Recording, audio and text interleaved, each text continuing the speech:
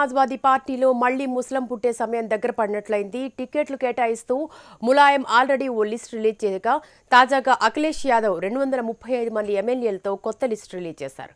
ఇందులో 171 మంది సిట్టింగ్ ఎమ్మెల్యేలు, 64 మంది కొత్తవారున్నారు.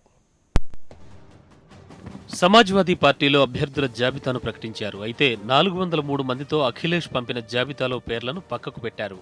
అఖిలేష్ వ్యతిరేకులకే లిస్టులో బెర్త్ కన్ఫర్మ్ చేశారు. అందులోనూ అఖిలేష్కి అసలు పొసగని బాబాయ్ శివపాల్ యాదవ్ చెప్పిన వ్యక్తులకే ఎస్పీ అధినేత ములాయం సింగ్ యాదవ్ టికెట్లను కేటాయించారు.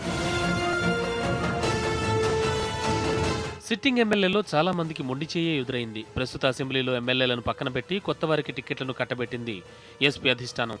సిట్టింగ్లలో ఎక్కువ మంది అఖిలేష్ మద్దతుదారులే అయినందువల్లే ఈ నిర్ణయం తీసుకున్నట్లు తెలిసింది. యూపీ పార్టీ అధ్యక్షుడైన శివపాల్ చక్రం తిప్పి పార్టీలో అఖిలేష్కు చెక్ పెట్టేందుకు పథకం ప్రకారం వ్యవహరించారు. ఎన్నికల్లో పోటీ చేసే అభ్యర్థుల జాబితాను తానే ఎంపిక చేసినట్లుగా సమాజ్వాదీ పార్టీ చీఫ్ ములాయం సింగ్ యాదవ్ ప్రకటించారు. ముఖ్యమంత్రి అభ్యర్థి ఎవరు అనేది ఇప్పటికిప్పుడే ప్రకటించమని ఆయన చెప్పారు. పార్టీ ఎమ్మెల్యేలే సీఎం అభ్యర్థిని ఎన్నుకుంటారని చెప్పారు. తను ఎంతో కష్టపడి సర్వేలు చేయించి గెలుపు గుర్రాలుగా భావించిన వారితో జాబితా తయారు చేస్తే దాన్ని పూచిక పుల్లలా పక్కన పడేయడంపై సీఎం అఖిలేష్ యాదవ్ గుర్రుగా ఉన్నారు.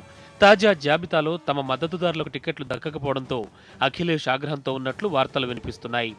తన వర్గీయులతో సమావేశమైన సీఎం రెబెల్స్గా పోటీ చేయాలని వారికి సూచించారు. పనిలో పనిగా మరోసారి అభ్యర్థుల జాబితాపై పునరాలోచించాలని తన తండ్రి ఎస్పీ అధినేత ములాయం సింగ్ యాదవ్ని కోరారు.